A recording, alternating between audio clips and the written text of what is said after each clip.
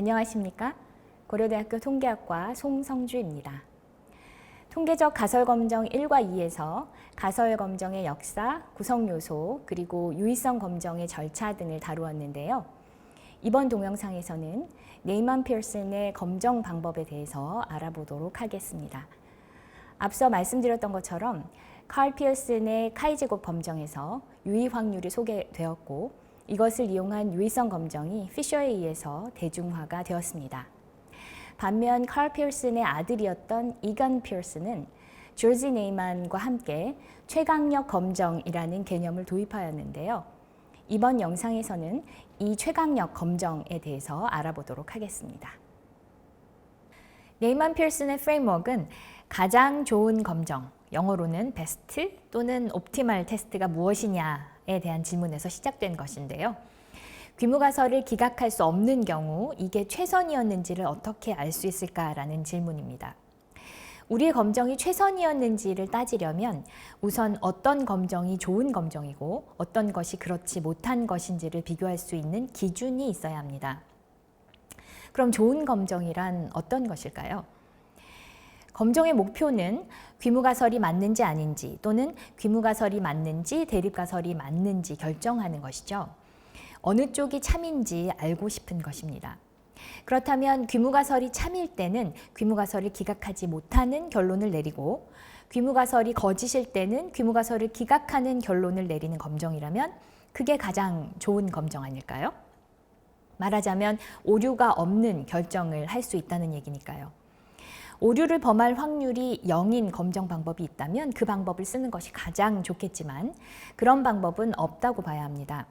왜냐하면 가설은 모집단의 성질에 관한 것이지만 우리가 사용할 수 있는 것은 모집단에서 추출된 일부인 표본이기 때문에 항상 옳은 결정을 내릴 수는 없기 때문입니다.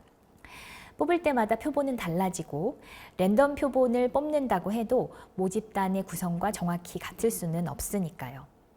오류가 전혀 없는 결정을 하는 것은 불가능하다라는 건데, 그렇다면 가능한 것은 오류를 될 수 있으면 가끔 저지르는 검정, 즉 오류를 범할 확률을 작게 만드는 검정을 찾는 것입니다.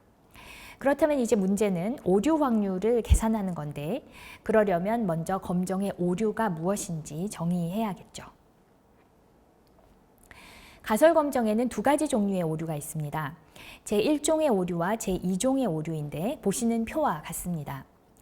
귀무가설이 원래 참인 경우에는 귀무가설을 기각하지 않는 것이 옳은 결정이겠지만 기각하게 되는 경우도 생기게 되는데, 이때의 오류를 제1종의 오류, 타입 1 에러라고 부르고요. 반대의 경우, 즉 대립가설이 참이라서 귀무가설을 기각해야 하는데 기각하지 못하는 경우의 오류를 제2종의 오류, 타입 2 에러라고 합니다. 좋은 검정을 찾기 위해서 검정 방법들이 제1종의 오류와 제2종의 오류를 범할 확률을 계산해서 비교를 해야 하는데요. 피셔의 유의성 검정에서처럼 p-밸류를 계산하는 방법으로는 좀 어렵습니다. 그래서 네이만 피어슨의 가설 검정은 적절한 기각력을 설정해서 오류의 확률을 계산하는 방식으로 진행됩니다. 기각력은 우리가 자료로부터 얻을 수 있는 관측값들의 집합인데요. 실제 관측값이 이 집합 안에 들어가면 귀무가설을 기각하고 들어가지 않으면 기각하지 않습니다. 그래서 기각력이라고 불리는 거죠. 기각력이 결정이 되면 귀무가설이 참일 때 기각력에 들어가는 관측값을 얻을 확률이 제1종의 오류를 범할 확률이 되고요. 귀무가설이 거짓일 때 기각력에 들어가지 않는 관측값을 얻을 확률이 제2종의 오류를 범할 확률이 되기 때문에 이런 방식으로 오류 확률을 계산할 수 있게 됩니다. 오류 확률을 계산하면 이들을 비교해서 이 확률이 작은 검정을 골라야 할 텐데, 두 종류의 오류가 있기 때문에 좀 복잡해집니다. 두 종류의 오류를 동시에 가장 작게 만드는 검정이 있다면 그게 가장 좋을 텐데요. 실상은 두 종류의 오류가 트레이드-오프 관계에 있어서 그런 검정을 찾을 수가 없습니다. 예를 들어서 기각 영역이 좀 큰 경우에는 기각을 쉽게 하기 때문에 제1종의 오류는 크지만 제2종의 오류는 작아지고요. 기각 영역이 작으면 제1종의 오류는 작지만 제2종의 오류는 커지는 그런 관계이죠. 그래서 둘 다 작게 할 수는 없고 제1종의 오류를 범할 확률을 컨트롤하면서 제2종의 오류를 범할 확률을 작게 하는 검정을 택하는 방식을 취합니다. 귀무가설을 기각할 확률을 검정력, 영어로는 파워라고 하는데요. 다시 말해서 제1종의 오류를 범할 확률을 작은 값으로 유지하면서 대립가설이 참일 때 기각할 확률, 즉 검정력을 높이는 검정을 고르는 것을 가설 검정의 기준으로 삼습니다. 제1종의 오류를 범할 확률의 최대값을 유의 수준이라고 하고요. 주로 알파로 표시합니다. 주어진 유의 수준을 만족하는 검정들 가운데 파워가 가장 큰 검정을 최강력 검정, most powerful test라고 부릅니다. 최강력 검정을 구할 때 같은 유의 수준을 갖는 검정들의 검정력을 비교하게 됩니다. 기각력이 결정이 되면 언제 귀무가설을 기각할지 하지 않을지가 결정이 되는 것이니까요. 기각력이 검정에 있어서 매우 중요한 부분이겠죠.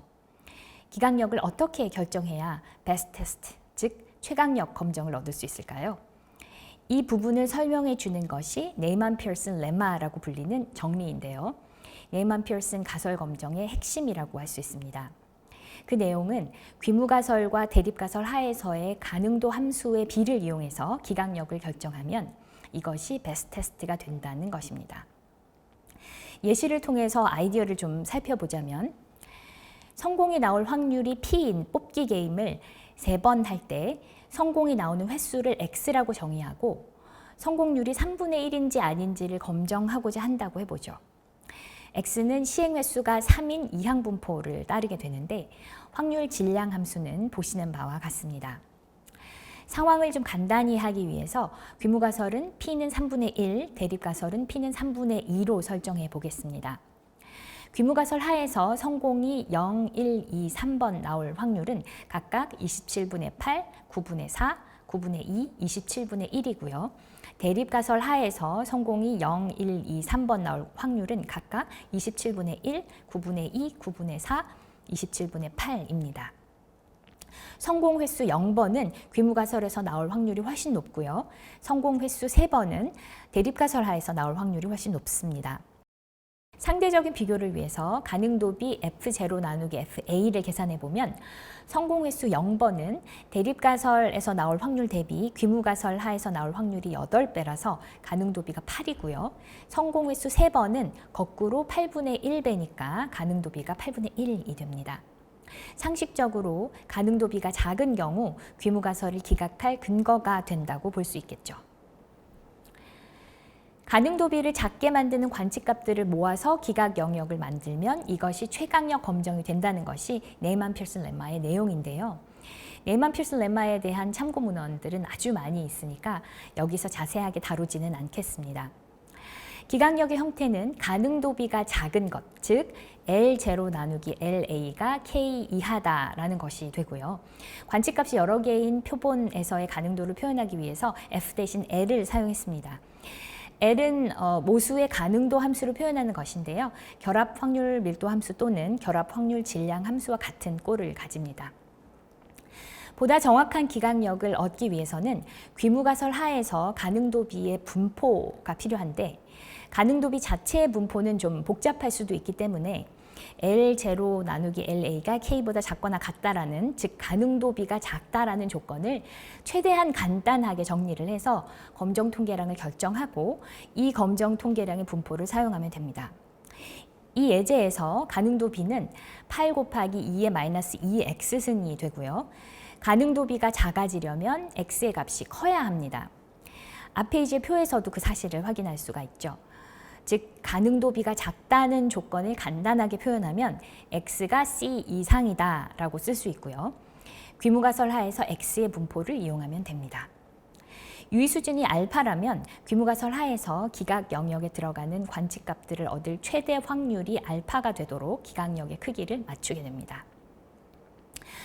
이 예제에서 최강력 검정의 기각력은 공집합, 즉 어떤 값을 관측해도 귀무가설을 기각하지 않는 경우, 그리고 가능도비가 가장 작은 3만을 포함하는 경우, 또 다음으로 가능도비가 작은 2까지 포함해서 2와 3을 기각력으로 하는 경우, 또 그 다음으로 가능도비가 작은 1까지 포함해서 1, 2, 3을 기각력으로 하거나 어떤 값을 관측해도 귀무가설을 무조건 기각하는 경우 이렇게 5개가 가능합니다.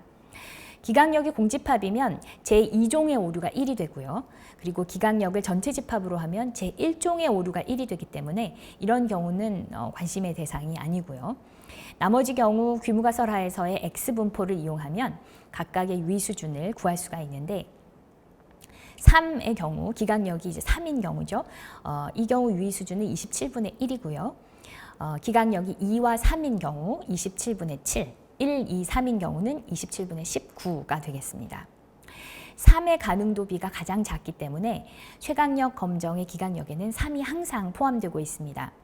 집합 2와 같이 3을 포함하지 않으면서 2를 포함한다거나 집합 1, 3과 같이 2를 포함하지 않으면서 1을 포함하는 집합은 최강력 검정의 기각력이 아닙니다. 이제 배심원단 구성과 토마토 포장의 예제를 최강력 검정의 입장에서 다시 한번 살펴보겠습니다. 배심원단 구성의 사례는 이항분포 근사를 해서 가능도비를 구해보겠습니다. X가 크기 400의 표본 중 흑인수라고 하면 X는 근사적으로 바이노미얼 400P를 따르게 됩니다. 귀무가설을 P는 P0, 여기서 P0는 0.1376이겠죠. 대립가설을 P는 PA라고 놓고요. PA는 0.1376보다 작은 값입니다. 이제 가능도비를 구하면 L0 나누기 LA는 이렇게 보시는 바와 같이 이런 식이 나오는데요. PA가 P0보다 작기 때문에 가능도비는 X에 대한 증가함수가 됩니다. 그래서 가능도비가 작은 값을 가지기 위해서는 X도 작은 값을 가져야 합니다. 즉 최강력 검정의 기각력은 X가 C 이하다라는 그런 형태가 되는 거죠. 유의 수준을 5%로 잡으면 귀무가설 하에서 기각할 확률이 5%여야 하기 때문에 P가 0.1376일 때 X가 C 이하일 확률을 0.05로 놓아야 합니다. 여기서 다시 정규 근사를 이용하면 G가 표준 정규 분포를 따르는 확률 변수일 때 이 G가 C 빼기 400 곱하기 0.1376 나누기 루트 400 곱하기 0.1376 곱하기 0.86241 확률이 0.05가 되어야 하므로 C는 43.7066으로 구해집니다. 표본에 포함된 흑인의 숫자가 43명 이하가 되면 귀무가설을 기각하는 것이 되는 것이죠. 이 검정이 최강력 검정이 됩니다. 연속성 보정을 하면 살짝 달라질 수 있습니다. 연속성 보정은 이산형 분포를 연속형 분포로 근사하는 과정에서 생기는 오차를 줄이는 방법인데요.